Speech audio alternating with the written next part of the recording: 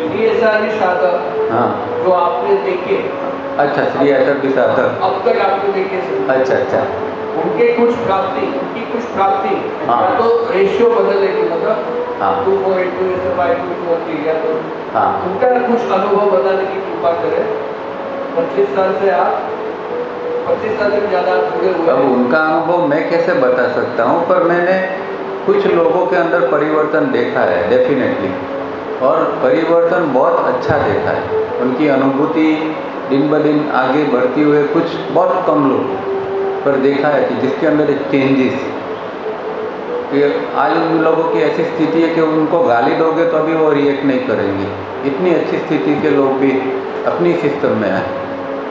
तो ये और बदलाव सिर्फ और सिर्फ ये साधना से ही आया है उन लोगों के अंदर, 3 स्टेप रिफाइनिंग फेज और थोड़ी आगे की साधना अंदर की।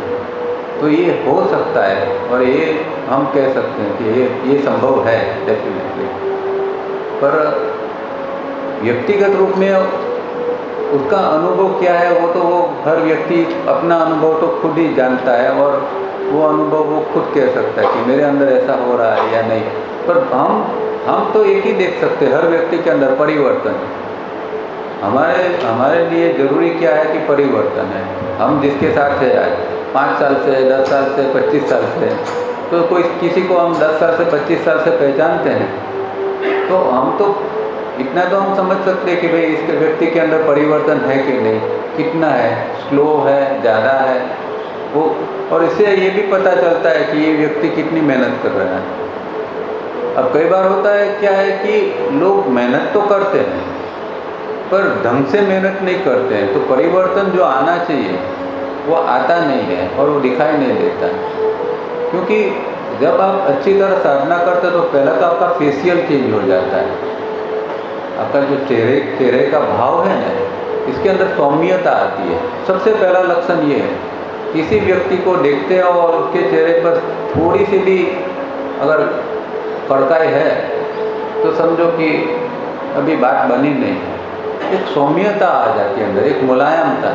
साधना का जो प्रभाव है ये यही है कि इस व्यक्ति के अंदर मुलायमता कितनी आई, पहले जो कठोरता थी वो अभी कम हुई कि नहीं, तो वो तो अनुभवता है। पर हमें ये अनुभव होता है कि भाई ये व्यक्ति ने कितनी साधना की है, इसकी बोलचाल, इसके शब्द, उसका भाव, उसके चेहरे के एक्सप्रेशन, क्योंकि ये सारी चीज़ें जो है प्राण के साथ रिलेटेड है। और अगर प्राण आपके अंदर बढ़ता है तो उसका पहला प्रभाव आपके चेहरे के ऊपर पड़ता है, आपके चेहरे के अंदर कुछ प्रकार के परिवर्तन आते हैं। अगर वो नहीं आते हैं तो प्राण के ऊपर और इमोशंस के ऊपर इतना काम नहीं होगा। तो किसी का अनुभव इस तरह कोई जानने की ज़रूरत नहीं है। हमारी सेंसिटिविटी हम बढ़ाएंगे तो अपने आप में हमें पता चलेगा, सेंस कर पाएंगे कि भाई इस व्यक्ति में क्या कुछ गड़बड़ी है, इस व्यक्ति में क्या अच्छाई है, हम खुद समझ पाएंगे। ये जो फीलिंग है ना, ये जस्ट शेयर कर रहा हूँ कि मैं ये सोच रहा हूँ ऐसा, जैसे हम झूला खाते हैं, झूला ऊपर गया और झूला नीचे आया, वो मोमेंट में जो आता है तो कभी कभी हमारे पेट में थोड़ा सा ऐसा होता है।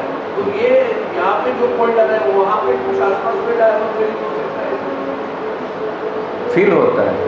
झूला हम खाते हैं ना, हाँ बड़े, तो कभी कभी ऐसा लगता है ना कि हमको पेट में कुछ ऐसा फील होता है। हाँ तो वो उसके आसपास के एरिया में कुछ डायफ्राम फीलिंग होता है कि जैसा कुछ डायफ्राम तो ऊपर नीचे मूव करता है, उसकी फीलिंग कुछ भी आ सकती है, उसकी फीलिंग कुछ भी आ सकती है, पर उसका मूवमेंट जो है ये इस तरह का होता है। और जिनका एस्ट्रल जाग गया है उसको कभी कभी एक अलग फीलिंग आएगी कि वो सो आराम कर रहा है, खास करके साइड पर, तो ऐसा एक अंदर एक जैसे झूला का एक अनुभव होगा अंदर का, दूसरी ये बॉडी का नहीं होगा आपको, ये इस तरह कुछ चल रहा है 1 2 3 5 6 1 2 3, ये सेपरेट है फिजिकल से। अगर ये अनुभव होता है तो समझना कि ये एस्ट्रल की मूवमेंट है ये, और बहुत लंबी नहीं चलेगी, 2-3 मिनट के अंदर ये अनुभव होगा और बाद में समझ। पर ये एस्ट्रल का ये मूवमेंट अगर क्लियर कर अंदर फील होती है झूले की तरह, तो वो एस्ट्रल की होती है।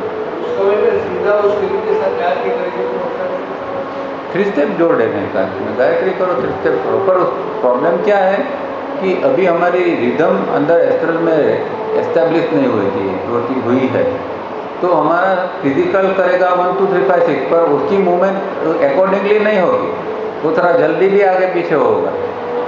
तो इससे ये पता चलता है कि अभी हमारी रिदम जो है एस्ट्रल तक ठीक पहुंची नहीं है। जिस दिन एस्ट्रल तक पहुंचेगी तो ये सिंक्रोनाइजेशन हो जाएगा। यहाँ फिजिकल में 1 2 3 5 6 चल रहा है, वहाँ एस्ट्रल के अंदर भी ये मूवमेंट इसी पैटर्न के अंदर चल रही है, मतलब 1 2 3 5 6 1 2 3 5। तो समझना कि ये अब एस्ट्रल तक हमारी रिदम पहुँच रही है और यहाँ तक ले जाना है इसको। ये बहुत इम्पोर्टेंट बात है, इतना काम करना पड़ेगा कि ये रिदम को एस्ट्रल तक हमें ले जाना है। आपका क्या अनुभव है? जब आपको खालीपन की जो एक फीलिंग आती है तो एक्चुअल क्या होता है, और उसके पहले क्या था, किस कारण खालीपन आया, ऐसा कुछ पकड़ में आता है कि नहीं पहले तो सब ठीक था, अभी कुछ ऐसा हुआ इसके कारण ये खालीपन की फीलिंग आई, ऐसा कुछ महसूस करते हो? कोशिश करता हूँ, पकड़ नहीं पाता हूँ। मुझे ऐसा लगता है कि कुछ असंतोष मेरे अंदर की वजह से आया है, मगर सच में क्या है वो बता नहीं सकता। अगर आता है तो पूरा बेचैन हो जाता हूँ, उस बात में अपने आप को चला जाता है। सही। तो हर चीज़ जो हमारे अंदर एक नेगेटिव रूप लेती है, उसका कोई नेगेटिव कारण हमारे सबकॉन्शियस में पड़ा हुआ होता है, ठीक है। तो वो कभी कारणवशात ऊपर आता है या बिना कारण भी ऊपर आ जाता है, और जब वो आता है तो इस तरह की हमें फीलिंग आती है। बेसिकली क्या है कि प्रॉब्लम ये है कि हमारे जो इमोशंस है वो इतने सारे कचड़े हुए हैं और वो अंदर दब गए, अगर खड्डे में चले गए। एक एग्जाम्पल कि भाई हम कोई एक अच्छा माहौल है और हम खुश है, और कोई किसी कारण किसी तरह हमें नाराज़ कर देता है, कुछ बोल के कुछ करके, ठीक है, और हम नाराज़ हो जाते हैं। अब ये घटना तो हो गई, इसकी असर कहाँ जाएगी और ये क्या होगा अंदर साइकोलॉजी में, इसका क्या परिणाम आएगा, किस तरह होगा ये?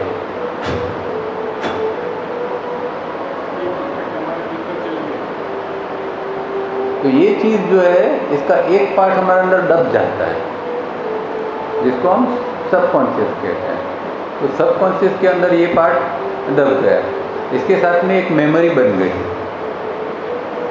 वो हमारे ब्रेन के अंदर वो मेमोरी बन गई, और ये सबकॉन्शियस के अंदर, ठीक है। और जब इस प्रकार के इंसिडेंट, सिमिलर इंसिडेंट जब बनेंगे, वो चीज़ को और घट और गहरी बनाती जाएगा।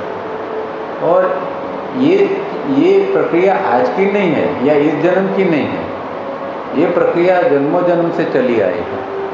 इसी तरह इसको ही हम साइकिक नेचर, जो सुबह कहते थे साइकिक नेचर, तो हमारा साइकिक नेचर इस तरह बना है। तो साइकिक नेचर तो हर जन्म में हम लेके आते हैं। अब अनेक जन्मों का साइकिक नेचर में तो ये पड़ा हुआ ही है, ये पैटर्न, इसको पैटर्न कहते हैं, ये पैटर्न लेके आते हैं। इस जन्म में बचपन से ही वही पैटर्न जागृत हो जाती है। इसलिए देखते हैं कि हर व्यक्ति के अंदर अलग अलग प्रभाव होता है। हर बच्चा एकदम अलग है, क्योंकि हर बच्चा के पैटर्न अलग अलग है। वो हर बच्चा पैटर्न अलग अलग लेके आता है, और वो पैटर्न का आधार है उसका पिछला जन्म।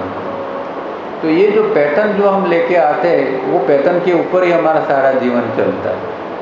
अब ये इसका एक बात ये है कि माहौल, माँ बाप वगैरह, इसका इसमें बहुत बड़ा रोल है।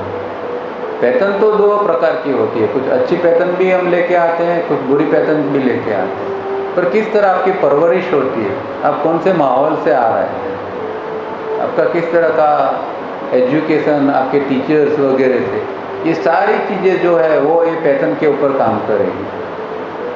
और दोनों प्रकार की, अब ज़्यादातर तो जो है एक माहौल ऐसा है कि ज़्यादातर हमारी जो नेगेटिव पैटर्न है उसको ही बढ़ावा मिलता रहता है। अच्छी पैटर्न को निकालने वाले बहुत कम हैं।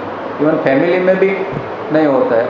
अगर माँ बाप है तो बहुत समझदार है, बहुत समझदार, तो ही ये बच्चे को लाभ मिलता है। और बहुत कम माँ बाप ऐसे होते हैं इतने समझदार, क्योंकि माँ बाप के अपने प्रॉब्लम्स है, माँ बाप के अपने इमोशंस अपने काबू में नहीं है। वो माँ बाप के वहाँ हमने जन्म लिया, तो जो माँ बाप का खुद के ऊपर कंट्रोल नहीं है तो वो हमारी परवरिश इस तरह किस तरह परवरिश करेगी। तो बच्चा भी फिर इस तरह बड़ा होता जाता है, वो भी वही इसके वो साइकिल के अंदर, वही इसके अंदर फंस जाता है और वो भी इसी तरह फिर जीवन जी के ख़त्म करता है। तो ये यूनिवर्सल प्रॉब्लम है, हमारा सबका प्रॉब्लम है। और किसी को ज़रा थोड़ी ज़्यादा ये चीज़ें होती है तो उसको खालीपन का ज़्यादा अनुभव होता है, बेचैनी ज़्यादा बढ़ती है। पर इसका सॉल्यूशन है, इसका मतलब ये है कि हम अच्छी तरह काम नहीं करते, हमारे इमोशंस के ऊपर हमने काम नहीं किया। अगर आप आपके इमोशंस को धो सकते हैं, हील कर सकते हैं, तो ये प्रॉब्लम जा सकती है और आप एक नॉर्मल सी आप फील कर सकते हैं। इसके लिए आपको काम करना पड़ेगा और उसको ये पकड़ो कि कौन सी पैटर्न ये चीज़ लाती है, या कौन सा प्रभाव या कौन सा इंसिडेंट ये चीज़ मेरे अंदर लाती है। तो उसको एक बार पकड़ में आ जाएगी कि जब जब ऐसा होता है तब मुझे उसके बाद में 1 घंटे 2 घंटे 4 घंटे के बाद में ऐसा होता है, तो आपको धीरे धीरे आप सबकॉन्शियस तक पहुंचोगे कि कुछ पैटर्न ऐसी है कि जिसके कारण मुझे ये फीलिंग आती है।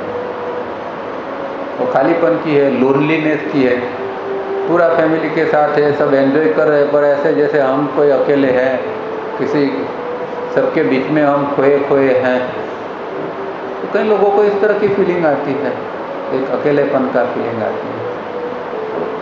ये सब शॉर्टेज है, हमारे अंदर कुछ कमियां अंदर रह गई हैं, उसको ठीक करना बहुत ज़रूरी है, नहीं तो अंदर फिर शांति का अनुभव नहीं होता है, माइंड उसके उधर ही जाता रहता है और अंदर कुछ खटपट चलती रहती है। इसके ऊपर काम करना चाहिए। बहुत अच्छा सवाल है आपका, और ये सबका प्रॉब्लम है, कोई बोलता नहीं है।